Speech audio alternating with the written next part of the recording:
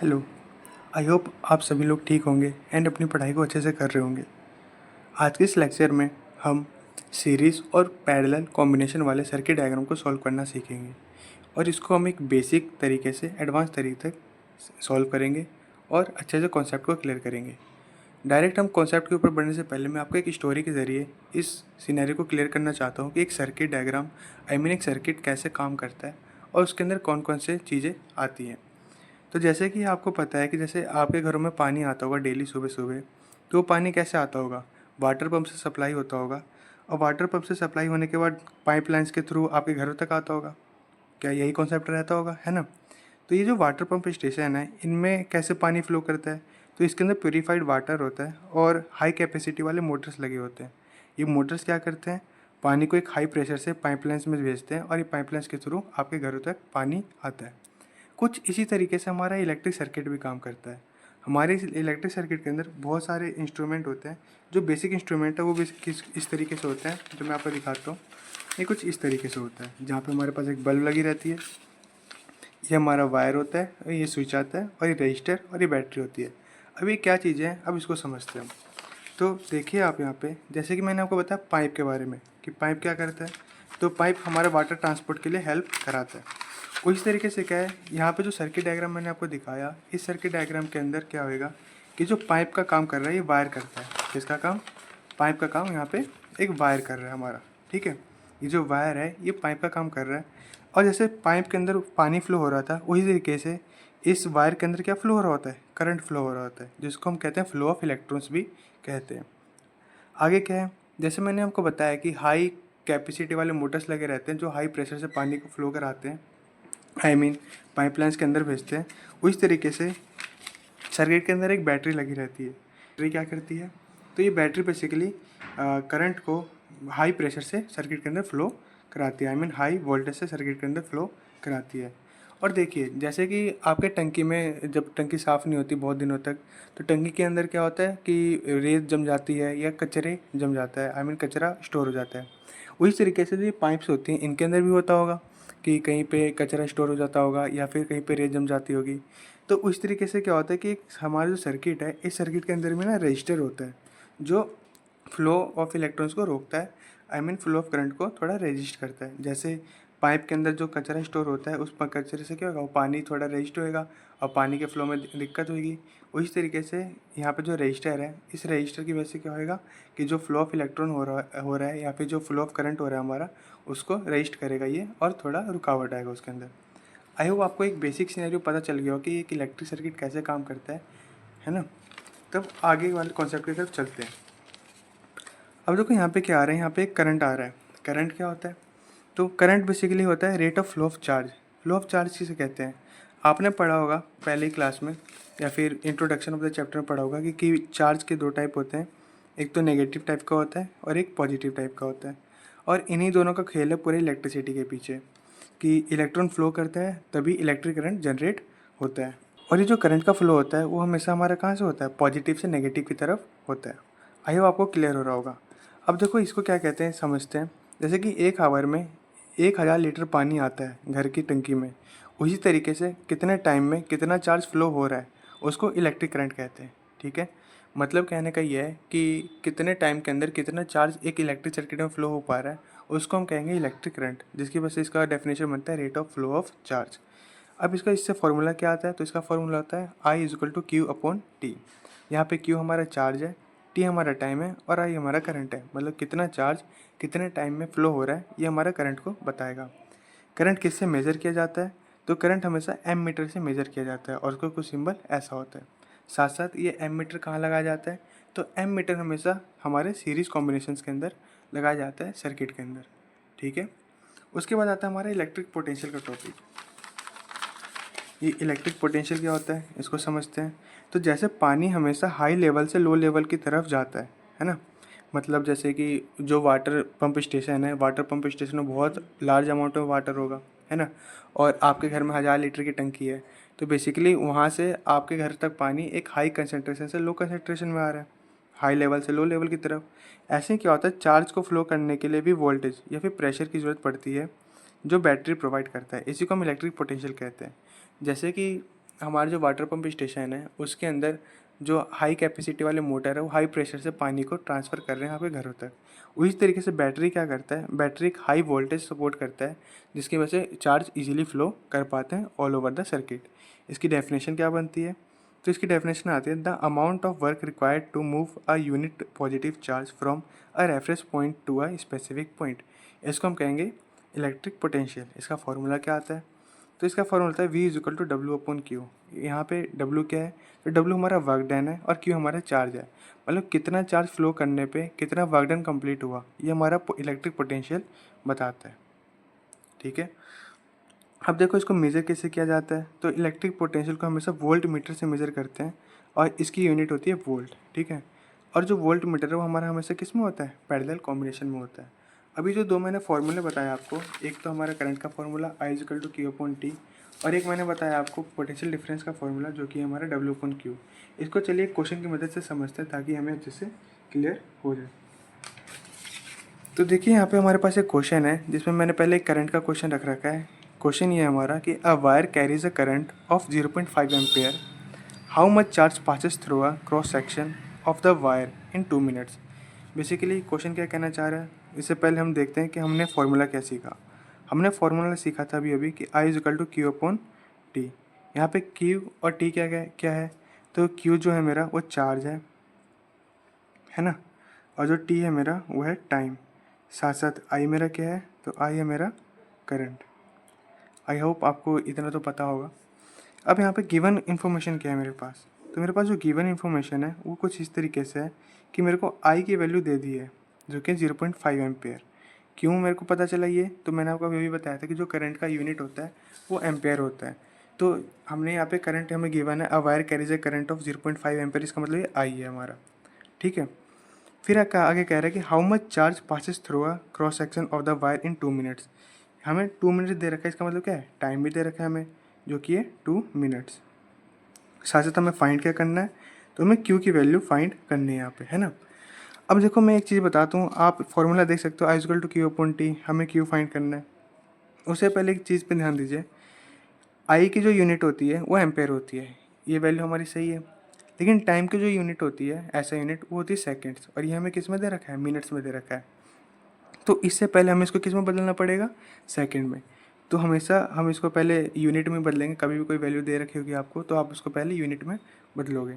तो 2 को हम किससे मल्टीप्लाई कर देंगे, 1 मिनट में कितने सेकंड्स होते हैं, तो 1 मिनट में हमारे पास टोटल होते हैं 60 सेकेंड।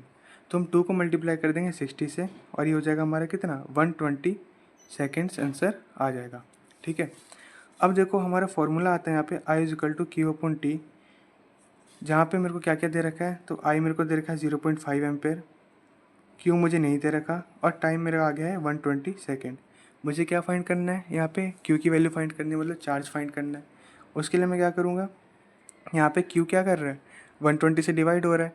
अगर कोई डिवाइड वाली चीज़ डिवाइड से इक्वल से उधर जाएगी तो क्या हो जाएगी, मल्टीप्लाई हो जाएगी। तो 0.5 मल्टीप्लाई में 120 इज इक्वल टू क्यू हो जाएगा मेरा। ठीक है, अब देखो यहाँ से अगर मैं पॉइंट हटाऊंगा तो नीचे 10 आ जाएगा और 0 से 0 कट जाएगा, और मैं 5 को मल्टीप्लाई कर सकता हूँ 12 से, और यहाँ से वैल्यू क्या आ जाएगी 60 इज इक्वल टू क्यू। क्या ये मेरा आंसर सही है, नहीं ये मेरा आंसर सही नहीं है। क्यों नहीं है मैं आपको बताता हूँ। बिकॉज कभी भी आप आंसर लिखोगे तो उसको डायरेक्टली नहीं लिखना, हमें हमेशा जैसे हमने टाइम के लिए यहाँ पे यूनिट में लाया इसको, उसी तरीके से जैसे ये मेरा आंसर आया तो इसको मैं यूनिट में लाऊंगा। और मेरे को चार्ज की यूनिट क्या होती है, तो आपको याद होना चाहिए यहाँ पे कि जो चार्ज की यूनिट होती है वो कूलम्स में होती है। ठीक है, तो जो चार्ज की यूनिट होती है मेरी वो क्या होती है, कूलम होती है, जिसको मैं सी से रिप्रेजेंट करता हूँ। तो मेरा जो आंसर रहेगा वो क्या हो जाएगा, क्यू इज इक्वल टू 60 सी।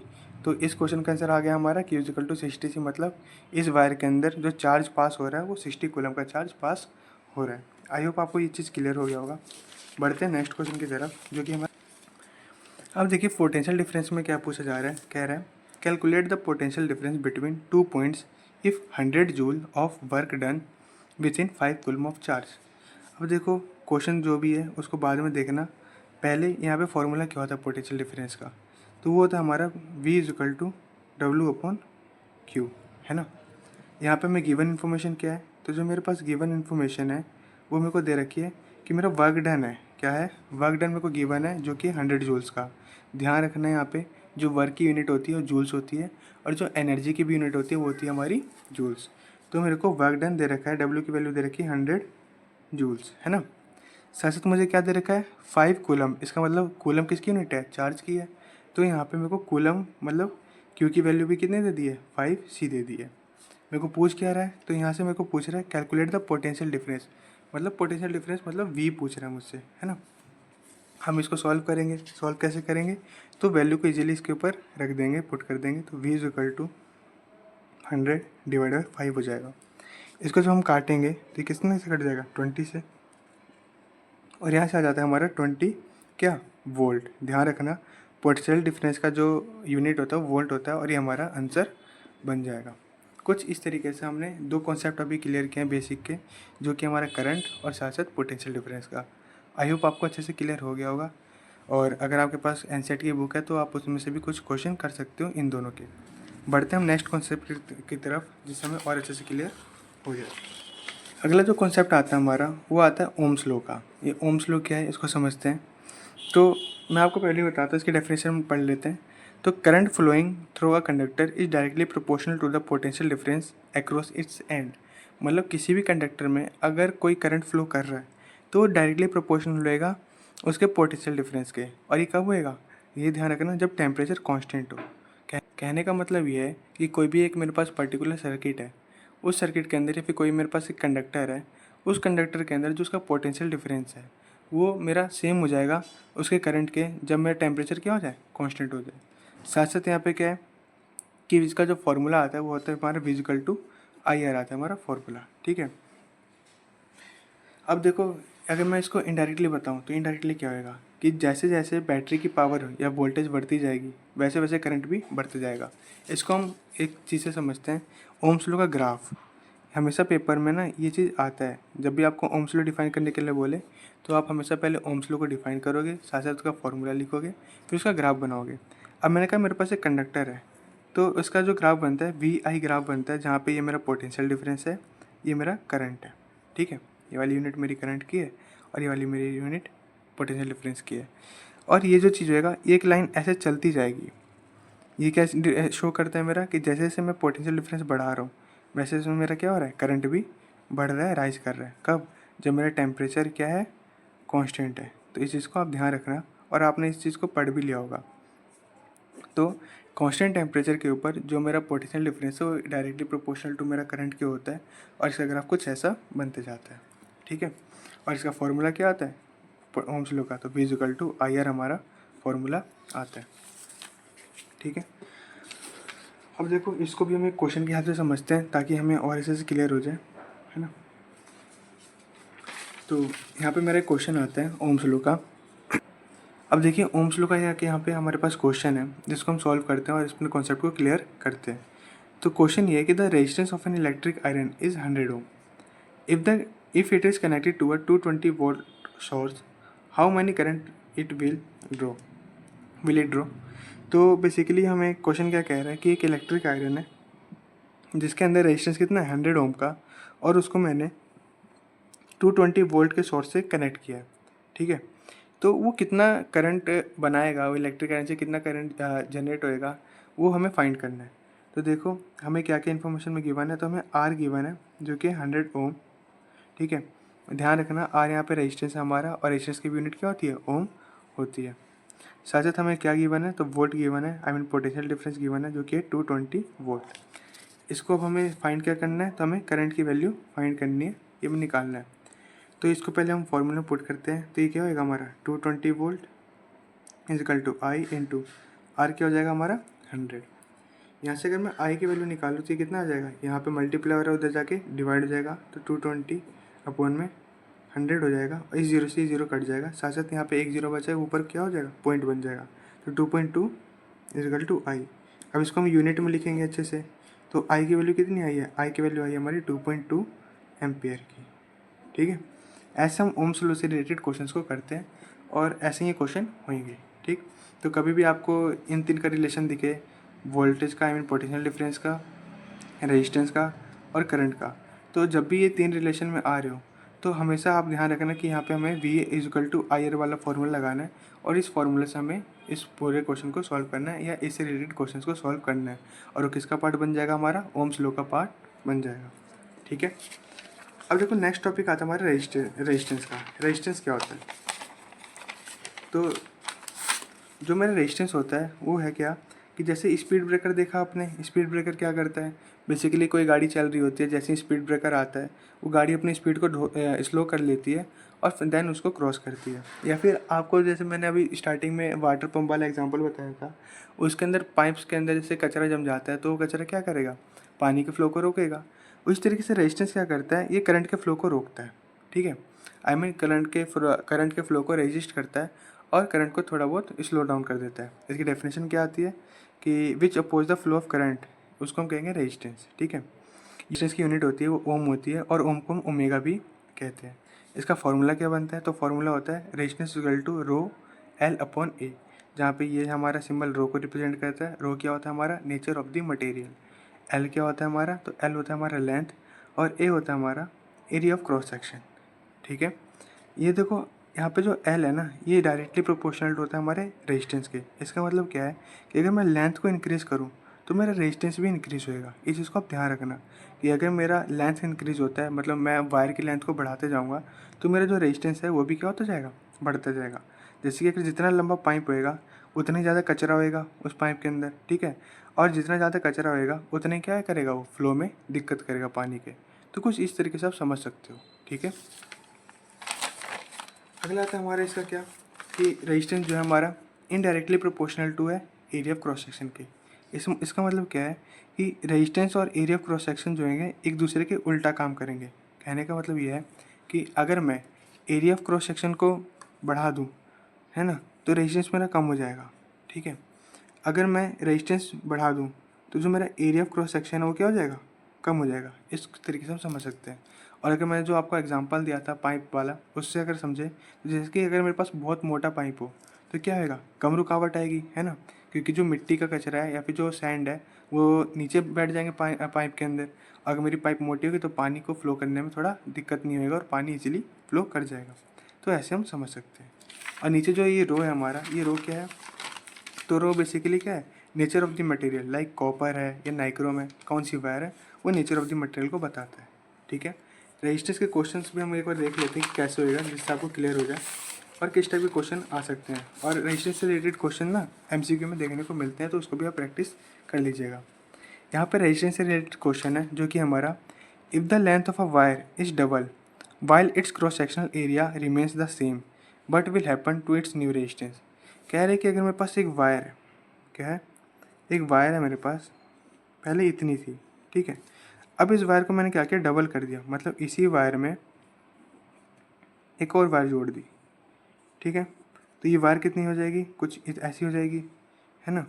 साथ साथ मैंने क्या किया है, इस वायर का क्रॉस सेक्शनल एरिया, मतलब ये जो एरिया है इसका, ये एरिया सेम ही रखा है मैंने। ठीक है, तो बताओ जो नया रेजिस्टेंस होएगा उस पर क्या चेंज देखने को मिलेगा। तो अब इसको समझते हैं। मैंने अभी आपको बताया कि जो रेजिस्टेंस होता है मेरा, वो डायरेक्टली प्रोपोर्शनल टू लेंथ होता है और इनडायरेक्टली प्रोपोर्शनल क्या होता है हमारा, एरिया ऑफ क्रॉस सेक्शन की। तो यहाँ पे क्या एरिया ऑफ क्रॉस सेक्शन में चेंज आया, नहीं आया, है ना। तो इसका तो काम हट ही गया। किस में चेंज आया, लेंथ के अंदर चेंज आया। लेंथ को हमने क्या किया, लेंथ को 2 टाइम्स किया, तो लेंथ यहाँ पे क्या हो जाएगा, 2L हो जाएगा ना। तो हमारा जो रेजिस्टेंस है वो इसकी किसके इक्वल हो जाएगा, 2L के इक्वल हो जाएगा। और ये क्या हो जाएगा हमारा, बेसिकली 2 टाइम्स हो जाएगा। तो रेजिस्टेंस भी क्या हो जाएगा, रेजिस्टेंस भी हमारा 2 टाइम्स बढ़ जाएगा। ठीक है, अगर इसको हम सॉल्व करते तो इसको कैसे सॉल्व करते इसको आप सीखो। यहाँ पे मान के चलो स्टार्टिंग में लेंथ मेरी कितनी थी, 1 थी, और एरिया ऑफ क्रॉस सेक्शन भी कितना था, 1 था। यहाँ पे भी क्या है, मेरा जो लेंथ है उसको मैंने डबल कर दिया, मतलब 1 + 1 कर दिया, है ना। और एरिया ऑफ क्रॉस सेक्शन मेरा कितना है, 1 ही है अभी तक, और ये मेरा आर है। ठीक, तो आर क्या हो जाएगा मेरा, 2 हो जाएगा अपन में 1, तो रेजिस्टेंस भी क्या हो जाएगा मेरे पास, डबल हो जाएगा एक तरीके से। क्या मेरी बात क्लियर है। तो आप इसको ऐसे समझ सकते हैं। और इससे रिलेटेड क्वेश्चन जो होते हैं एमसीक्यू में बहुत ज़्यादा पूछने को मिलते हैं। ठीक है, एक क्वेश्चन मैं आपको देता हूँ, आप ट्राई करने की कोशिश करिएगा। यहाँ पे मैंने क्या किया कि क्वेश्चन ये कुछ इस तरीके से कि मेरे को लेंथ मैं डबल कर दे रहा हूँ। ठीक है, साथ साथ एरिया ऑफ क्रॉस सेक्शन को मैंने हाफ कर दिया। तो बताओ जो मेरा न्यू रेजिस्टेंस है ना, उसमें क्या चेंज देखने को मिलेगा। ये मेरा क्वेश्चन है और आप कमेंट में मेरे को बताओ कि क्या हमें न्यू रेजिस्टेंस में चेंज देखने को मिलेगा। ठीक है, अगर जिसका आंसर सही होगा मैं उसको पिन कर दूंगा और मैं उसको रिप्लाई दे दूंगा। ठीक, अगला क्वेश्चन आता है हमारा कॉम्बिनेशन ऑफ रजिस्टर। अब हम अपने मेन टॉपिक पे आ चुके हैं कि कॉम्बिनेशन ऑफ रजिस्टर क्या है, और यहीं से हम अपना बहुत ज़्यादा अच्छे से सीखने वाले हैं कि कैसे हम सॉल्व करते हैं सीरीज़ कॉम्बिनेशन को और पैरेलल कॉम्बिनेशन को। तो पहले इसको हम समझ लेते हैं ताकि और अच्छे से क्लियर हो जाए। तो पहला टॉपिक आता है हमारा सीरीज़ कॉम्बिनेशन का। ठीक है, तो सीरीज़ कॉम्बिनेशन क्या है? तो when all resistors are in a line, जब सारे रजिस्टर्स एक लाइन में आ जाते हैं, ठीक है, तो current always same but voltage different. तो जो करंट होता है ना वो तो हमेशा सेम रहता है, लेकिन वोल्टेज क्या हो जाता है, डिफरेंट हो जाता है। ठीक, और इसमें एक और चीज़ देखने को मिलता है कि अगर एक ख़राब हो गया ना तो दूसरा अपने आप ख़राब हो जाए, आई मीन बंद हो जाएगा। ठीक है, दूसरे में काम करना थोड़ा बंद हो जाएगा। इसको अगर हम अच्छे से समझे तो देखो कैसे, ये वाटर पंप स्टेशन है हमारा, है ना। पहले एक घर था, अब मैंने क्या किया, ऐसे ही 2 घर और लिए। ठीक है, अब होगा क्या कि ये जो वाटर पंप स्टेशन है मेरा ना, इससे ना एक ही पाइप जा रही सप्लाई वाली, पानी की सप्लाई वाली, और ये पाइप ना तीनों घर से कनेक्टेड है। कैसे, एक सीरीज़ में कनेक्टेड है। लाइक ये पाइप पहले पहले वाले घर में जाएगी, फिर दूसरे वाले घर में जाएगी, और ऐसे फिर तीसरे वाले घर में जाएगी। लेकिन फंडा क्या है यहाँ पे कि जब तक पहले वाले घर में नहीं जाएगी ना, पहले वाले घर में हाई प्रेशर जाएगा पानी, जब इसका टंकी भरेगा तो उसी उसी के बाद इस वाले में थोड़ा जाएगा पानी। ठीक है, फिर इसका टंकी भरेगा और ऐसे भी थर्ड वाले में आएगा। तो पहले पे पहले ज़्यादा, मतलब जो हाई प्रेशर वाटर है वो पहले पे थोड़ा ज़्यादा होगा, फिर दूसरे पे थोड़ा कम होगा, और तीसरे वाले पे क्या होगा, बहुत कम प्रेशर से पानी आएगा। तो ये हमारे को सीरीज़ कॉम्बिनेशन ऐसे काम करता है कि जो पहले ऑब्जेक्ट होता है उस पर बहुत ज़्यादा वोल्टेज देखने को मिलता है, सेकंड पे कम, और थर्ड पे बहुत ज़्यादा कम हो जाती है ये चीज़। आई होप आपको क्लियर हो रहा होगा और आप समझने की कोशिश कर रहे होंगे। इसको हम थोड़ा और से समझते हैं। तो ये क्या है हमारा, तो देखिए इसका सर्किट कुछ ऐसा बनता है। ये मेरा सर्किट है जिसमें मैंने R1, R2 और R3 इसको एक सीरीज़ कॉम्बिनेशन में कनेक्ट कर दिया है। ठीक है, यहाँ पे लिखा भी है R1, R2 and R3 are in series combination. जो सीरीज़ कॉम्बिनेशन का फॉर्मूला होता है वो क्या होता है, R equivalent is equal to R1 plus R2 plus R3। ठीक है, और जो इसके फॉर्मूला सब सारे, जब भी सीरीज़ कॉम्बिनेशन का तो मैं आपको देखने को मिले सर्किट, तो आपको ध्यान रखना कि सारे रजिस्टर्स को ना एक साथ जोड़ देना। ठीक है, तो वो हमारा सॉल्व हो जाता है। अगला टॉपिक आता है हमारा पैरेलल कॉम्बिनेशन का। ये क्या होता है इसको समझते हैं। तो पैरेलल कॉम्बिनेशन ऑफ रजिस्टर्स में क्या होता है, अलग अलग रास्ते होते हैं। ठीक है, यहाँ वोल्टेज सेम रहता है पर करंट डिवाइड हो जाता है। ये चीज़ ध्यान रखना, पिछले वाले में करंट सेम था सीरीज़ वाले में, और वोल्टेज डिफरेंट हो रहा था। पैरेलल में क्या होता है, वोल्टेज सेम हो जाता है और करंट डिवाइड हो जाता है। ठीक है, जैसे कि हाउस की, हमारे घर की वायरिंग होती है। अब इसको समझो, मैंने स्टार्टिंग में आपको इंट्रो में बताया था कि जो मेरा वोल्टेज है वो बेसिकली प्रेशर है ना। जैसे कि जो मेरा जो हाई प्रेशर मोटर था वो हाई प्रेशर से पानी भेजेगा। तो कुछ ऐसे समझो कि ये मेरा वाटर पंप स्टेशन है। अब मैंने क्या किया कि तीनों घरों को ना अलग अलग पाइप से जोड़ दिया, मतलब तीनों घरों ने अपना अलग अलग कनेक्शन करा लिए इस वाटर पंप स्टेशन से। तो हुआ क्या, जब ये वाटर पंप स्टेशन पानी सप्लाई करेगा तो बहुत ज़्यादा प्रेशर से पानी आएगा, लेकिन ये पानी क्या होगा, 3 अलग अलग घरों में बढ़ जाएगा उतनी प्रेशर से, और तीनों घरों में क्या होगा, अपनी अपनी टंकी एट द सेम टाइम बढ़ना चालू हो जाएगी। तो ये कुछ कहने का मतलब है कि यहाँ पे वोल्टेज जो होता है तीनों में सेम होता है, मतलब प्रेशर जो है तीनों में सेम आएगा पानी का। तो पैरेलल कॉम्बिनेशन में हमेशा जो वोल्टेज है वो सेम रहता है। ठीक है, और करंट क्या हो जाता है, डिवाइड हो जाता है। तो यहाँ पे पानी भी तो डिवाइड हो रहा है, और पानी हमारा क्या था, करंट था, और प्रेशर मेरा क्या था, वोल्टेज था। तो आप इसको ऐसे समझ सकते हो। यहाँ पे लिखा भी है कि यहाँ पे हर घर में सेम स्पीड रहेगा, मतलब सेम प्रेशर से पानी आएगा। इसका जो सर्किट डायग्राम होता है वो कैसा होता है वो मैं आपको दिखा देता हूँ, जिससे आपको क्लियर हो जाए थोड़ा। कि जो सर्किट डायग्राम होता है कुछ ऐसा होता है कि ये सर्किट है, यहाँ पे करंट जो है ऐसे फ्लो हो रहा है। ठीक है, और ये करंट क्या हो रहा है, यहाँ पे वापस डिवाइड हो जा रहा है। क्या हो जा रहा है, डिवाइड डिवाइड होकर एक R1 रजिस्टर में जा रहा है और एक R2 रजिस्टर में जा रहा है, और यहाँ पे जाके क्या होगा, फिर कंबाइन हो जाएगा, और वापस यहाँ से करंट जाएगा, बल्ब ग्लो हो जाएगा। इसका जो फॉर्मूला बनता है वो क्या होता है, R equivalent is equal to 1/R1 plus 1/R2 और एस सो ऑन, जहाँ तक जाएगा वहाँ तक Rn तक। ठीक है, अब हम मेन कॉन्सेप्ट पे आते हैं जो क्वेश्चंस है, और क्वेश्चंस ही आपको अच्छे से समझ में आएगा। तो चलिए क्वेश्चन शुरू करते हैं। अब देखिए मेरे पास यहाँ पे एक क्वेश्चन है सीरीज़ कॉम्बिनेशन का, जहाँ पे मैंने एक सीरीज़ कॉम्बिनेशन का सर्किट दिया आपको, और मैंने कहा इसका आर इक्विवेलेंट फाइंड करो, मतलब नेट रेजिस्टेंस फाइंड करो।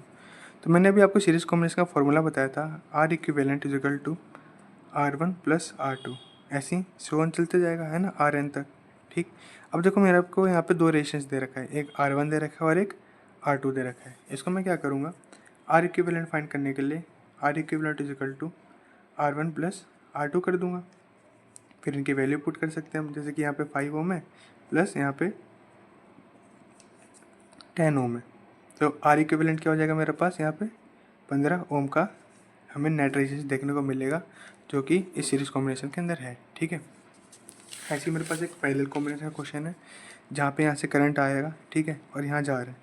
यहाँ पे क्या देखने को मिल रहा है हमें, पैरेलल में हमेशा करंट डिवाइड होता है जैसा कि हमने सीखा। तो यहाँ पे देखिए करंट डिवाइड हो रहा है, ठीक है। एक करंट जा रहा है R1 से जो कि मेरा 5 ओम का है, और एक जा रहा है R2 से जो मेरा 10 ओम का है। अब मैं इसको सॉल्व करूँगा, तो देखिए कैसे सॉल्व करूँगा। मैंने देखा ये कुछ ऐसा फॉर्मूला होता है, तो इसका क्या आ जाएगा हमारे पास 1/5 प्लस 1/10 हो जाएगा, ठीक है। अब देखो यहाँ पे ये एलसीएम ले लेंगे हम, एलसीएम क्या आएगा इसका, तो 10 आएगा। 5 को 10 से डिवाइड करेंगे, कितना होएगा 2 आएगा आंसर, और 2 को इस ऊपर वाले 1 से मल्टीप्लाई कर देंगे तो यहाँ पे आ जाएगा 2। ऐसे ही 10 को 10 से डिवाइड करेंगे आंसर 1 आएगा, 1 को ऊपर वाले 1 से मल्टीप्लाई करेंगे तो 1 ही आएगा। यहाँ से हमारा क्या आता है, यहाँ पे ये हो जाएगा 3/10 1/R इक्विवेलेंट। अब मेरे पास अगर R इक्विवेलेंट की वैल्यू पूछूँ तो ये कितनी हो जाएगी 10/3, जो कि हो जाएगा मेरे पास 3.33 ओम। ऐसे हमारा पैरेलल कॉम्बिनेशन का क्वेश्चन सॉल्व। तो देखिए यहाँ पे मेरे पास मिक्स क्वेश्चन है एक, जहाँ पे मेरे पास एक एक्स वाई करके एक सर्किट है जहाँ पे एक्स से करंट फ्लो हो रहा है। अब आप यहाँ पे देख सकते हैं कि करंट जो फ्लो हो रहा है वो दो भागों में डिवाइड हो रहा है, एक तो यहाँ पे और एक यहाँ पे। अब ऐसे क्वेश्चन हम कैसे सॉल्व करेंगे और नेट रेजिस्टेंस कैसे निकालेंगे, तो मैं पहले इनका नाम देता हूँ। देखिए यहाँ पे ये R1 हो जाएगा, ये R2 और ये मेरे पास R3 है, ठीक है। अब आप लोग यहाँ पे देख सकते हैं कि जो मेरा R1 और R2 है ये एक सीरीज़ में है, क्यों, क्योंकि करंट सेम रास्ते से जा रहा है ना। यहाँ पे करंट का रास्ता अलग हो रहा है, जहाँ पे करंट का रास्ता अलग होएगा वो हमेशा पैरेलल कॉम्बिनेशन बन जाता है। यहाँ पे देखिए करंट जो है बह रहा है तो फ्लो हो रहा है तो सेम रास्ते से जा रहा है और यहाँ पे वापस मीट हो जाएगा। तो इसका मतलब R1 जो R2 है वो सीरीज़ में है। तो पहले हम यहाँ का सॉल्व करेंगे, तो R equivalent is equal to series वाला फॉर्मूला R1 प्लस R2, ठीक है। ये कितना हो जाएगा मेरे पास, तो 8 + 8 होएगा और ये हो जाएगा मेरा 16, ठीक है। अब देखो, अब ये जो डायग्राम बनेगा कुछ कैसा बनेगा, ऐसा हो जाएगा, ये ऐसे आएगा ऐसे, और ये भी ऐसे हो जाएगा, ठीक है। अब हमें यहाँ पे क्लियर हो गया कि ये 16 ओम है और ये भी कितना है 16 ओम। अब यहाँ पे जो ये आर नेट है, ये जो आर इक्विवेलेंट आया और ये जो R3 है, ये दोनों एक दूसरे क्या है पैरेलल, क्योंकि ये करंट ऐसे फ्लो होके यहाँ पे वापस जाके मीट होएगा। तो अब हम इसका सॉल्व करेंगे, तो इसका कैसे करेंगे, तो R equivalent is equal to 1/R1 plus 1/R2। ये कितना हो जाएगा हमारा, तो 1/16 प्लस 1/16 आ जाएगा, जहाँ पे इसका एलसीएम 16 होएगा, और ये ऊपर हो जाएगा 1 + 1 2 हो जाएगा, ठीक है। बिकॉज जब भी डिनोमिनेटर सेम होता है तो नोमिनेटर को हम डायरेक्टली क्या कर देते हैं, ऐड कर देते हैं। यहाँ से कटेगा, ये हो जाएगा 1/8, और देखिए यहाँ पे क्या आएगा, तो 1/R इक्विवेलेंट था हमारा, ये हो जाएगा 1/8। तो इनडायरेक्टली हमारे जो R इक्विवेलेंट है उसकी वैल्यू क्या आ जाएगी, हो जाएगी 8 ओम। ऐसे आप आंसर निकाल सकते हैं, ठीक है। अब देखिए हमारे पास एक नेक्स्ट क्वेश्चन है जो कि है एक्स और वाई हमें फिर से दे रखा है, और एक्स से करंट फ्लो हो रहा है और वाई तक जा रहा है। अब देखिए मैंने आपको बताया करंट अगर अलग अलग हो जाता है तो पैरेलल कॉम्बिनेशन का एग्जांपल है, और करंट सेम रास्ते तक जाता है तो सीरीज़ का। तो यहाँ पे करंट जो हो रहा है वो अलग हो रहा है, ठीक है। इसका मतलब क्या है, ये दोनों एक दूसरे के क्या है पैरेलल है। तो पहले इसको सॉल्व करते हैं हम। तो मान लो ये R1 है, ये R2 है और ये R3 है, ठीक है। तो जो पैरेलल वाला उसका क्या होगा, 1/R equivalent is equal to 1/R1 plus 1/R2। इसके अगर वैल्यू रखेंगे तो क्या होएगा, तो 1/4 प्लस 1/12, और इसका जो एलसीएम होगा वो कितना आएगा, इसका एलसीएम आ जाएगा हमारा 12, ठीक है। एंड 4 को जब 12 से डिवाइड करते हैं तो हमारा आंसर आता है 3, और 3 को जब हम 1 से मल्टीप्लाई करेंगे तो आएगा 3, और 12 को 12 से करेंगे तो 1 आता है, और 1 को 1 से करेंगे तो 1 ही आएगा। यहाँ से R इक्विवेलेंट क्या हो जाएगा हमारा 4/12। इसको काटोगे आप तो ये हो जाएगा 1/3। अब देखो 1/R equivalent is equal to आता है हमारा 1/3। यहाँ से हमारा R इक्विवेलेंट क्या आ जाएगा, बेसिकली 3 ओम। ऐसे हम इसका आंसर करेंगे, ठीक। अब देखो यहाँ पे कुछ एक ऐसा क्वेश्चन है जिसमें X से Y तक करंट जा रहा है, ठीक है। यहाँ पे हमें 4 रेजिस्टेंस दे रखे हैं, सबको पहले लेट कर लेंगे। तो ये मेरा R1 है, ये मेरा R2 है, इसको मैं R3 ले लेता हूँ और इसको मैं ले लेता हूँ R4। अब आप लोग यहाँ पे ध्यान से देखिए, X से मैंने करंट को पास कराया, करंट यहाँ तक गया, ठीक है। यहाँ पे फिर से करंट क्या हो रहा है मेरा, डिवाइड हो रहा है दो रास्तों में, है ना। जब ये दो रास्तों में डिवाइड हो रहा है तो एक इस रेजिस्टेंस से पास हो रहा है और एक इस रेजिस्टेंस से पास हो रहा है। फिर वापस करंट क्या हो रहा है, यहाँ से आ रहा है और यहाँ से जा रहा है और यहाँ पे वापस मीट हो जा रहा है। तो कहीं ना कहीं R3 और जो R2 है मेरा, वो क्या है, एक पैरेलल कॉम्बिनेशन का एग्जाम्पल बन गया, है ना। तो पहले मैं इसी को सॉल्व कर लेता हूँ। तो यहाँ पे 1/R equivalent is equal to कितना हो जाएगा, 1/R2 प्लस 1/R3, ठीक है। इसको हम करेंगे तो 1/10 प्लस ये हो जाएगा हमारा 1/10। अगेन डिनोमिनेटर सेम है हमारा, ऊपर डायरेक्ट ऐड हो जाएगा और ये 1/R इक्विवेलेंट, ये कट जाएगा, 1/5 आ जाएगा हमारा, ठीक है। और 1/R इक्विवेलेंट कितने के बराबर आया हमारा, तो आ जाएगा 1/5 के इक्वल। यहाँ से R इक्विवेलेंट क्या है हमारा, पैरेलल वाला, तो आ गया 5 ओम, ठीक है। तो यहाँ का जो टोटल है, अब मैं इसको ऐसे बना सकता हूँ सर्किट को, ये X है, यहाँ से R1, और जो इसका R नेट आया इसको मैं ऐसे लिख दूंगा, और यहाँ पे हमारा R4 और ये मेरा Y। तो अब हम इसको ऐसे फाइनलाइज कर सकते हैं, एग्ज़ाम में है तो आप भी ऐसे ही करिएगा, ठीक। यहाँ से R इक्विवेलेंट की वैल्यू 5 ओम और ये भी मेरा क्या हो जाएगा, 5 ओम हो जाएगा। अब यहाँ से हम R नेट निकाल लेंगे, जो कि हमारा टोटल रेजिस्टेंस है, वो क्या होगा, R1 प्लस इसका R इक्विवेलेंट प्लस R4, ये आ जाएगा हमारा 5 प्लस 5 प्लस 5। यहाँ से हमारा R नेट कितना आएगा, जो टोटल रेजिस्टेंस हमारा वो आ जाएगा 15 ओम का, ठीक है। इसको ऐसे करते हैं। ऐसे मेरे पास एक और क्वेश्चन है, इसको देखते हैं। यहाँ पे X है मेरा पॉइंट और यहाँ पे मेरा एक Y पॉइंट है। अगेन X से करंट पास हो रहा है। अब आप देख सकते हैं यहाँ पे करंट दो जगह डिवाइड हो रहा है, कि यहाँ पे और एक यहाँ पे, ठीक है। इस रजिस्टर से जब करंट पास होएगा तो ध्यान से देखिएगा, जब भी 2 ओम वाले रजिस्टर से पास हो रहा है तो क्या यहाँ पे करंट डिवाइड हो रहा है, नहीं, यहाँ पे भी ऐसे चलता जा रहा है, ठीक है। तो इस यहाँ से भी पास होएगा, ऐसे ऐसे यहाँ से होएगा, तो ये भी ऐसे पास होएगा और ऐसे पास होएगा, ठीक है। अब मैं अगर इसका नाम दूँ तो ये मेरा R1, ये मेरा R2, ऐसे ये मेरा R3 है और ये मेरा R4 है, ठीक। तो कहीं ना कहीं करंट यहाँ पे सेम रास्ते से जा रहा है, ठीक है, और यहाँ पे कोई भी डिवीज़न देखने को नहीं मिल रहा। तो R1 और R2 जो है वो एक सीरीज़ में आ गए, ऐसे जो मेरा R3 और R4 है ये भी सीरीज़ में आ गए, है ना। तो पहले हम इनको सॉल्व करेंगे। ध्यान रखना, आप कंफ्यूज मत होना, मैं सिंपल कहना चाहता हूँ कि जहाँ पे भी करंट डिवाइड होएगा वो मेरा पैरेलल का एग्जांपल होएगा। और अगर करंट सेम रास्ते से बहता जा रहा है, भले ही कितने भी रेजिस्टेंस आ जाए, अगर करंट का सेम रास्ता है तो वो हमेशा सीरीज़ का एग्जांपल होएगा, ठीक है।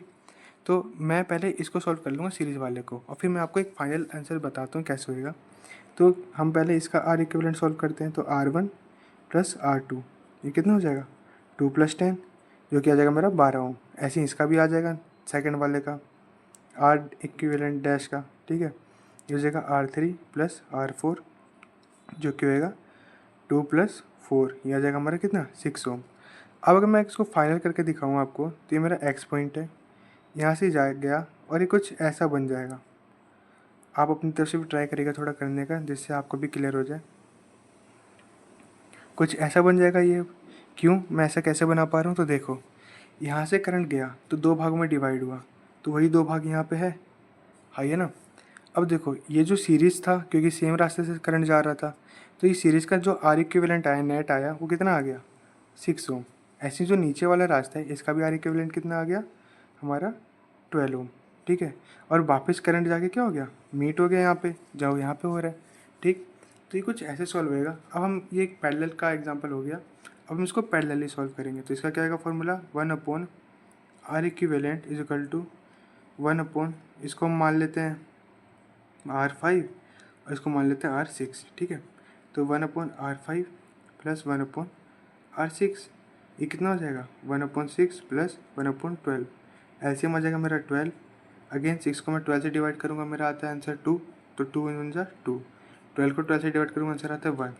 तो यहाँ से मेरा जो R इक्विवेलेंट आया वो कितना आ गया, वो हो गया मेरा 3/12, है ना। अब इसको अगर मैं अच्छे सॉल्व करूँ तो हो जाएगा 1/4, और यहाँ से 1/R इक्विवेलेंट की वैल्यू कितनी हो जाएगी, 1/4, जिसका में से आंसर आ जाएगा मेरा net R equivalent is equal to 4 ohm. I hope आपको क्लियर हो गया होगा। अब हम चलते हैं बहुत एक मोस्ट इम्पॉर्टेंट टॉपिक के ऊपर जिससे सीबीएसई क्वेश्चन देती है, और उसको आप बड़े ध्यान से समझिएगा। मैं भी इसको अच्छे से समझाने का ट्राई करूँगा। देखिए, अब हम एक बहुत इंपॉर्टेंट कॉन्सेप्ट के ऊपर आ चुके हैं, जो कि है mix circuit questions. Mix circuit questions में क्या होता है कि हमें ना एक सर्किट डायग्राम दे दिया जाता है, और उस सर्किट डायग्राम के अंदर हमें हमसे ना मल्टीपल चीज़ें पूछी जाती है। मल्टीपल चीज़ें लाइक हमसे क्या क्या पूछा जाता है, तो इक्विवेलेंट रेजिस्टेंस पूछा जा सकता है, एमीटर की रीडिंग पूछी जा सकती है, पोटेंशियल ड्रॉप पूछा जा सकता है, और वोल्टमीटर की रीडिंग पूछी जा सकती है बेसिकली। और भी चीज़ें यहाँ पे मैं सबको फाइंड करके दिखाऊंगा और आपको समझाऊंगा कि कैसे हमें कोई भी वैल्यू निकालनी होती है। जिन पे मैंने टिक लगाया है, सीबीएसई अक्सर ये चीज़ तो पूछती ही पूछती है। ठीक है, तो आप थोड़ा ध्यान समझिएगा इस टॉपिक को, ये बहुत ज़्यादा कॉन्सेप्चुअल होने वाला है। तो देखो, मेरे पास ना एक यहाँ पे सर्किट है, ये हमारा सर्किट है। ठीक है, इस सर्किट के अंदर क्या है कि 30 वोल्ट की एक बैटरी लगी हुई है, 1 ओम का एक यहाँ पर रेजिस्टेंस लगा हुआ है, एक 2 ओम का रेजिस्टेंस लगा हुआ है, ऐसे ही 6 ओम का लगा है, यहाँ पे 3 ओम का, 4 ओम का और 1 ओम का। ठीक है, अगर मैं यहाँ पे करंट को सप्लाई करूँ यहाँ से, तो मेरा करंट अगर यहाँ से सप्लाई हो रहा है, ठीक है, तो करंट देखो कहाँ से जा रहा है, ऐसे पाथ फॉलो करते हुए जा रहा है और यहाँ पे डिवाइड हो रहा है। ठीक है, अगेन यहाँ पे फिर क्या डिवाइड होने के बाद वापस मीट हो जा रहा है और यहाँ से वापस अपने रास्ते चला जा रहा है बैटरी के पास। ठीक है, तो मैंने अभी अब आपको बताया अभी कॉन्सेप्ट में कि पैरेलल कैसे पता चलता है हमें। तो जहाँ पे भी करंट डिवाइड होता है वो हमारा पैरेलल कॉम्बिनेशन का एग्जांपल होता है। तो कहीं ना कहीं जो मेरा 6 ओम वाला और जो 3 ओम वाला रेजिस्टेंस है वो पैरेलल में है, बाकी सारे क्या हैं, सीरीज़ के अंदर है। इतनी बात क्लियर है आपको। साथ साथ यहाँ पे जो मेरी बैटरी है वो 30 वोल्ट की है। ठीक है, इसको भी आप ध्यान रखना। अब हमसे पूछ रहा है पहला जो क्वेश्चन है, आई मीन क्वेश्चन का पहला पार्ट, कि इक्विवेलेंट रेजिस्टेंस क्या होगा, इसको फाइंड करो। तो इक्विवेलेंट रेजिस्टेंस फाइंड करने के लिए हमें सबसे पहले सारे रेजिस्टेंस को एक तरह से सॉल्व करना होगा। ठीक, चलिए इसको सॉल्व करते हैं। तो यहाँ पे मेरा फर्स्ट पार्ट है ये, है ना। तो सबसे पहले देखो, जो मेरा पैरेलल वाला है मैं इसको सॉल्व करूँगा। इसको क्यों सॉल्व करूँगा, अगर मैं इसको सॉल्व करता हूँ तो इनसे मेरे को एक नेट रेजिस्टेंस मिलेगा, और इस नेट रेजिस्टेंस को मैं यहाँ पे रिप्रेजेंट कर सकता हूँ। और जब मैं उसको रिप्रेजेंट करूँगा तो सारे रेजिस्टेंस मेरे किस में हो जाएंगे, सीरीज़ के अंदर हो जाएंगे। और अगर वो सीरीज़ के अंदर होंगे तो मैं सीरीज़ वाले फॉर्मूले से उनको सॉल्व कर लूँगा। तो पहले मैं इसी को सॉल्व करूँगा। तो इस रेजिस्टेंस की अगर मैं वैल्यू निकालूँ तो ये कुछ ऐसा होएगा, है ना, कुछ ऐसे होएगा। ये 6 ओम है मेरा और ये मेरा 3 ओम है। यहाँ से अगर मैंने आर इक्विवेलेंट निकालो तो ये मेरा पैरेलल का फॉर्मूला होता है R1 प्लस 1/R2। ये हो जाएगा हमारे पास 1/6 प्लस 1/3। ठीक, यहाँ से क्या वैल्यू आएगी, तो यहाँ से वैल्यू आएगी एलसीएम में आ जाएगा 6 आ जाएगा, और ये हो जाएगा 1, और ये 3 को डिवाइड करेंगे तो 2 आता है, और 2 को 1 से करेंगे तो 2। यहाँ से क्या होएगा 3/6। ठीक, यहाँ से आर इक्विवेलेंट कितना आ गया मेरा, ये हो गया मेरा 3/6। इसको मैं क्रॉस करूँगा तो यह आ जाएगा 1/2, और मेरे पास यहाँ से आर इक्विवेलेंट आ जाता है 2 ओम। तो अब मैं इसको अगर फाइनलाइज करके दिखाऊँ तो ये डायग्राम मेरे कुछ ऐसा दिख रहा होगा। आप देखिए आप सब कि यहाँ पे एक रेजिस्टेंस, यहाँ पे एक रेजिस्टेंस, ये एक रेजिस्टेंस, यहाँ पे फिर बैटरी आ गई मेरी, अगेन एक रेजिस्टेंस, यहाँ पे एमीटर है, और यहाँ पे इनका आर नेट आ गया। ठीक है, ये कुछ ऐसा हो गया जहाँ पे क्या होगा, ये 1 ओम का था मेरा। ठीक है, देखिए जैसे कि ये 1 ओम का था एंड ये 2 ओम का, साथ साथ यहाँ का इन दोनों का कितना आ गया मेरे पास, तो इन दोनों का आ गया मेरे पास 2 ओम, और ये भी क्या है आगे दे रखा है मेरे पास 1 ओम, और ये भी मेरे पास क्या दे रखा है 4 ओम। तो अब ये जो सारे रेजिस्टेंस है वो किस में है, एक सीरीज कॉम्बिनेशन में, क्योंकि अगर मैं यहाँ से करंट फ्लो कराऊंगा तो करंट बिना डिवाइड हुए सारे रेजिस्टेंस को क्रॉस करके जाएगा। तो यहाँ पे ये बेसिकली क्या हो गया, मेरा सीरीज़ का एग्जाम्पल हो जाएगा अब। ठीक, अब मैं इसको कैसे करूँगा, आर इक्विवेलेंट फाइंड करने के लिए तो सबको प्लस कर देंगे, तो 2 + 2 ऐसे ही 4 + 1 + 1, है ना। यहाँ पे ये कितना हो जाएगा, 2 + 2 4, 4 + 4 8, और 8 + 2 कितना हो जाएगा 10 ओम। तो जो मेरा आर इक्विवेलेंट आता है, जो मेरे से पहले पार्ट में पूछा गया था कि इक्विवेलेंट रेजिस्टेंस मेरा कितना है, तो मेरा कितना आ जाएगा 10 ओम आ जाएगा। ठीक है, आपको पता चला मैंने कैसे निकाला। अगर इसमें भी कोई डाउट आता है तो मुझे कमेंट में पूछना, मैं आपको रिप्लाई कर दूंगा एंड समझा दूंगा कैसे आया मेरा। ठीक है, अब देखो अगला आता है हमारा reading of ammeter A dash. यहाँ पे ए डैश है, ये आंसर पता नहीं गलत है शायद, ठीक है। ए डैश की रीडिंग हम निकालना सीखते हैं। तो ये मेरा एमीटर यहाँ पे लगा हुआ है इस सर्किट में। अब देखो ये सर्किट में ओवरऑल रेजिस्टेंस कितना है, आर इक्विवेलेंट जो मेरा फ्लो हो रहा है वो मेरा 10 ओम का हो रहा है, ठीक, 10 ओम का रेजिस्टेंस फ्लो हो रहा है। और मेरे पास बैटरी की कैपेसिटी कितनी दे रखी है, 30 वोल्ट। मैं एक और चीज़ आपको यहाँ पे समझाता हूँ कि जब भी मेरे पास ऐसे क्वेश्चन आएंगे तो ऐसे क्वेश्चन हमेशा ओम्स लॉ के फॉर्मूले से होते हैं सॉल्व, ठीक है, V equal to I R वाले फॉर्मूले से होते हैं। और रेजिस्टेंस और सीरीज़ का तो आप फॉर्मूला हमेशा याद रखना ही, उससे सॉल्व कर लेंगे आप, ठीक है। बाकी कुछ भी पूछे इस क्वेश्चन में, मतलब ऐसा सर्किट बना के कुछ भी आपसे पूछेगा तो उसमें हमेशा ओम्स लॉ का यूज़ करके हम इसको सॉल्व कर लेंगे, ठीक है। अब देखो मेरे से पूछ रहा था इस एमीटर की रीडिंग, तो मैं आपको पहले ही बता दूं कि करंट जो होएगा बिना डिवाइड हुए इस एमीटर से क्रॉस होएगा, है ना। तो जब इस एमीटर से क्रॉस होएगा तो कहीं ना कहीं ओवरऑल करंट ही तो फ्लो हो रहा होगा यहाँ से। आई होप आप मेरी बात को समझने की कोशिश कर रहे होंगे कि करंट अभी तक कहीं पे भी डिवाइड नहीं हुआ, तो कहीं ना कहीं जो करंट है मेरा वो ओवरऑल यहाँ से फ्लो हो रहा होगा। तो इस एमीटर की रीडिंग कैसे निकालेंगे, तो इसको सीखते हैं। तो इस एमीटर की रीडिंग निकालने के लिए जो मेरा सेकंड पूछा गया मुझसे, उसके लिए मैं क्या फार्मूला लगाऊंगा, ओम्स लॉ का formula V equal to I R लगाऊंगा, ठीक है। मेरे पास देखो वोल्टेज कितना दे रखा है, 30 वोल्ट दे रखा है यहाँ पे बैटरी का। तो V की वैल्यू कितनी हो जाएगी मेरे पास, 30 वोल्ट। साथ साथ मैंने अभी अभी R इक्विवेलेंट निकाला, वो कितना निकाला, 10 ओम। अब मेरे को क्या निकालना है, आई निकालना है। आई होप समझ चुके होंगे इसको कैसे करना है। तो इसको फॉर्मूले में लगाएंगे V equal to I R, यहाँ से आई की वैल्यू कितनी हो जाएगी, V अपॉन आर, ठीक है। अब अगर मैं इसको सॉल्व करूँ तो ये कितना होएगा, ये 30 अपॉन में 10 इज इक्वल टू आई, 0 से 0 क्रॉस हो जाएगा, ये हो जाएगा मेरा कितना, 3 एम्पेयर का करंट। मतलब ओवरऑल इस सर्किट में 3 एम्पेयर का करंट फ्लो होएगा। और जो मेरे से पूछा जा रहा है यहाँ पे कि reading of ammeter A dash, जो मेरा ए डैश एमीटर यहाँ पे लगा है इससे ओवरऑल करंट ही फ्लो हो रहा होगा। तो सेकंड का जो आंसर रहेगा मेरा कितना हो जाएगा, सेकंड का आंसर मेरा आ जाएगा यहाँ पे 3 एम्पेयर, है ना। तो ऐसे आप निकाल सकते हो एग्ज़ाम में, ठीक है। मेरी बात को समझने की कोशिश करना। और सॉरी मैं पेपर को ऐसे मोड़ दे रहा हूँ बिकॉज मेरे को थोड़ा हैबिट नहीं है ऐसे सीधे लिखने का, इसलिए तो इसके लिए आप थोड़ा मैनेज कर लेना। बाकी अब चलते हैं थर्ड वाले पे। थर्ड कह रहा है potential drop in 4 ohm and 6 ohm resistance, ठीक है। अब देखो पोटेंशियल ड्रॉप का क्या मतलब होता है, हमसे यहाँ पे पूछ रहा है कि यहाँ पे कितना पोटेंशियल ड्रॉप होएगा, जो 30 वोल्ट का पोटेंशियल आ रहा है यहाँ पे कितना रहेगा, ठीक है। आई मीन कैसे इसको सॉल्व करना है, इसको सीखते हैं। तो देखो थर्ड में हमें पोटेंशियल ड्रॉप पूछ रहा है, तो थर्ड के लिए पहले मैं 4 ओम का निकाल लेंगे, ठीक है। तो 4 ओम का निकालने के लिए क्या होएगा, यहाँ पे जो ओम है ये बेसिकली रेजिस्टेंस है हमारा, ठीक। साथ साथ हमने अभी भी करंट निकाला, करंट कितने का फ्लो हो रहा है, 3 एम्पेयर का, ठीक है। 3 एम्पेयर का करंट इसमें फ्लो हो रहा है, क्यों, क्योंकि देखिए ये जो मेरे पास सर्किट है करंट यहाँ पे डिवाइड होएगा, ठीक है। लेकिन वापस यहाँ पे मीट भी तो हो रहा है करंट आके, और मीट हो रहा है तो यहाँ से फिर से सेम पाथ हो जाएगा। तो ये जो 4 ओम का रजिस्टर है मेरा, यहाँ से भी तो 3 एम्पेयर का ही करंट जाएगा ना मेरा। तो इसलिए मेरे पास यहाँ पे करंट क्या लिखा मैंने, 3 एम्पेयर। हमसे क्या पूछ रहा है, पोटेंशियल ड्रॉप, मतलब यहाँ से V की वैल्यू हमसे पूछ रहा है।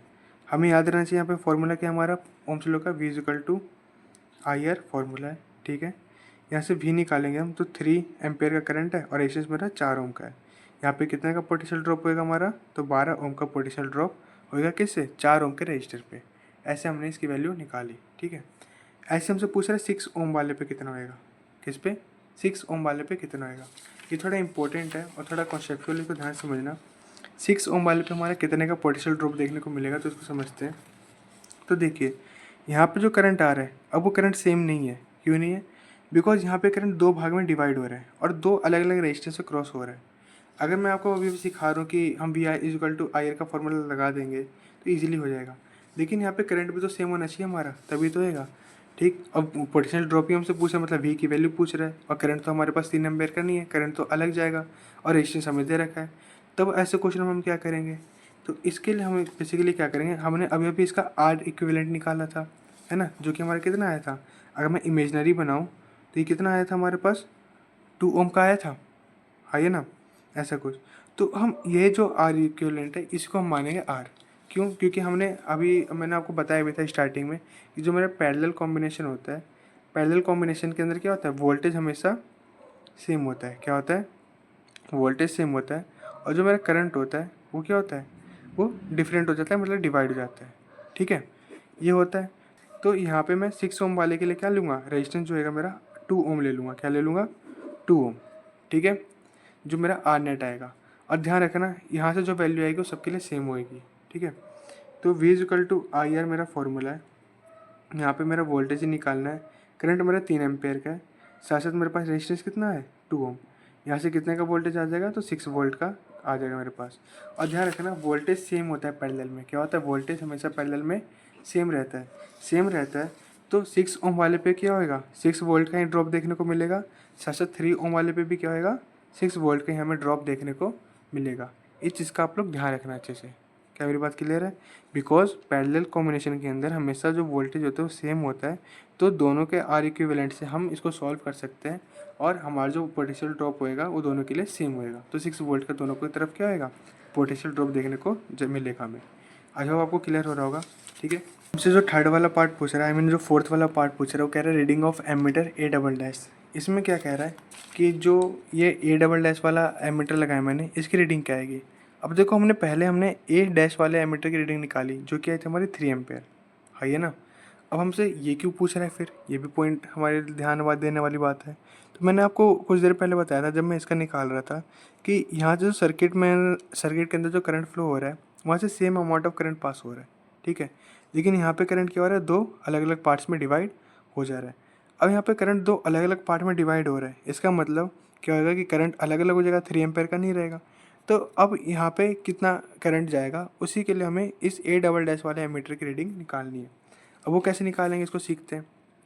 तो देखो हमने अभी यहाँ का पोटेंशियल ड्रॉप निकाल लिया जो कि कितना होएगा, 6 वोल्ट होएगा। साथ साथ जहाँ पे एमीटर कनेक्टेड है उसके आगे जो रेजिस्टेंस है उसकी क्या है, आई मीन उसकी क्या वैल्यू है, 6 ओम। ठीक है, तो हम लिखेंगे रेजिस्टेंस कितना दे रखा है, 6 ओम का। और जो पोटेंशियल ड्रॉप है हमारा 6 वोल्ट का है। हमें क्या फाइंड करना है, आई फाइंड करेंगे तो हमारे इससे करंट आ जाएगा हमारा।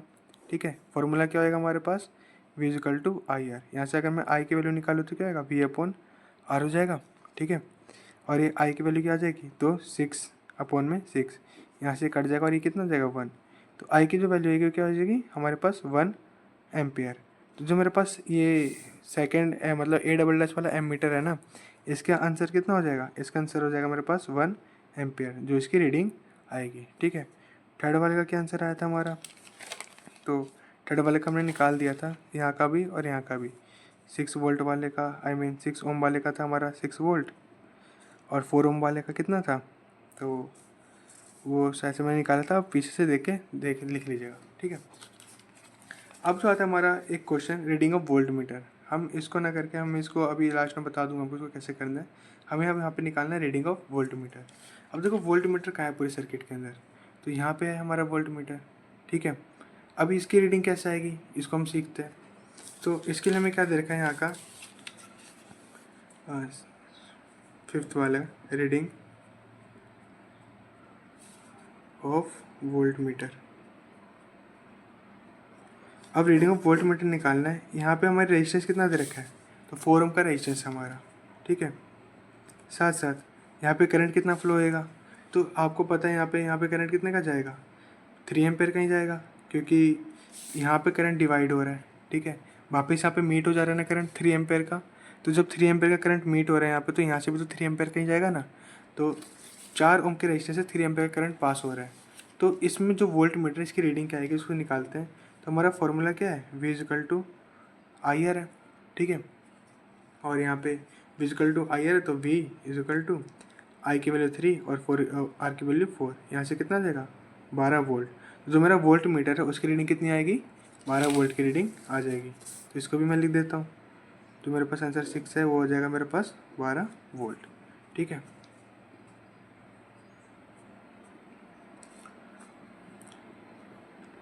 अब देखो अब आता है हमारे पास एक फाइनल क्वेश्चन जो कह रहा है टर्मिनल वोल्टेज निकालो। क्या निकालो, टर्मिनल वोल्टेज। टर्मिनल वोल्टेज को क्या कहते हैं, तो ये कहता है potential difference in external circuit. अब ये एक्सटर्नल सर्किट क्या है इसको समझते हैं। तो देखो जिस लाइन में बैटरी कनेक्टेड रहती है ये इंटरनल सर्किट का पार्ट होता है। तो इसको और इसको छोड़ के, ठीक है, इन दोनों पॉइंट को छोड़ के ये जितना भी पॉइंट आ रहा है ये एक्सटर्नल सर्किट का पॉइंट है। किसका पॉइंट है, एक्सटर्नल सर्किट का पॉइंट है, ठीक है। और साथ साथ बैटरी के साथ जो रेजिस्टेंस कंबाइंड रहता है ना, ये हमारे सर्किट के अंदर का रेजिस्टेंस नहीं होता, ये हमारे बैटरी का रेजिस्टेंस होता है। किसका रेजिस्टेंस होता है? बैटरी का। मतलब बैटरी के पास भी अपना कुछ रेजिस्टेंस होता है। तो ये हमारा इंटरनल रेजिस्टेंस में काउंट होता है। किस में काउंट होता है? इंटरनल रेजिस्टेंस में। और ये जो पार्ट है यहाँ से यहाँ तक वाला, ये इंटरनल सर्किट होएगा, और यहाँ से पूरा जो बाहर का पार्ट होगा वो एक्सटर्नल सर्किट में काउंट होता है। इस चीज़ का आप बहुत ध्यान रखना, ठीक है, क्वेश्चन में। हालांकि उतने चांसेस नहीं होते सीबीएसई के पेपर में ये क्वेश्चन पूछने के, फिर भी एक बार नॉलेज हो जानी चाहिए इसकी। तो अब हम इसको सॉल्व करते हैं। तो इसका जो फॉर्मूला होता है ना, वो कुछ ये होता है। जब भी आपसे पूछे टर्मिनल वोल्टेज या फिर potential difference in external circuit, तो इसका फॉर्मूला होता है हमारे पास V is equal to E minus I into R. यहाँ पर मैं आपको वैल्यूज़ से बता देता हूँ वैल्यूज़ क्या है। तो ये जो वैल्यू है मेरे पास यहाँ पे E, वो मेरा EMF होता है, ठीक है। यहाँ पे जो आई है मेरा, वो होता है मेरा क्या? करंट। साथ साथ जो मेरा आर है यहाँ पे स्मॉल आर, ये होता है मेरा इंटरनल रेजिस्टेंस, ठीक है। ये मेरा इंटरनल रेजिस्टेंस होता है। आई होप को इतना क्लियर हो रहा होगा। और मेरे को वी हमारा क्या होता है? पोटेंशियल ड्रॉप ही होता है, आई मीन टर्मिनल वोल्टेज ही होता है, ठीक है। अब देखो हम यहाँ पे वैल्यूज़ कैसे रखेंगे। तो हमें क्या क्या गिवन है? बैटरी का वोल्टेज गिवन है 30 वोल्ट। साथ साथ करंट हमें पता है कितने का जा रहा है, 3 एम्पेयर का जा रहा है, ठीक है। और इंटरनल रेजिस्टेंस कितना है? 1 ओम का इंटरनल रेजिस्टेंस है। ये जो बैटरी का वोल्टेज है ना, ये हमारा ईएमएफ के इक्वल होता है। किसके इक्वल होता है? ईएमएफ के इक्वल होता है, जिसका ध्यान रखना, ठीक है। और ये जो हमारा होता है टर्मिनल वोल्टेज होता है, मैं लिख ही देता हूँ, लेट कर लेना, टर्मिनल वोल्टेज। अब इसको सॉल्व कैसे करेंगे? तो V इजिकल टू ई कितना है हमारे पास? 30 माइनस आई की वैल्यू कितनी है? 3। और जो इंटरनल रेजिस्टेंस, जो बैटरी के अंदर का रेजिस्टेंस, वो कितना है मेरे पास? 1 दे रखा है। इसको हम करेंगे तो 3 माइनस ये हो जाएगा, और ये कितना हो जाएगा? 27 वोल्ट का हो जाएगा। तो ये हमारा आंसर आता है, इसका ध्यान रखना आप, ठीक है।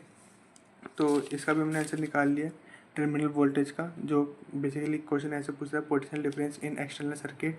तो जो हमारा एक्सटर्नल सर्किट है, ये बाहर का सर्किट है, ये पूरा, इसके अंदर 27 वोल्ट के पावर का करंट सप्लाई हो रहा है, इस चीज़ का ध्यान रखना, ठीक है। और यहाँ पे 3 वोल्ट यहाँ पे कंज्यूम हो रहा है। इसको हम कैलकुलेट भी कर सकते हैं, ये आपका होमवर्क है।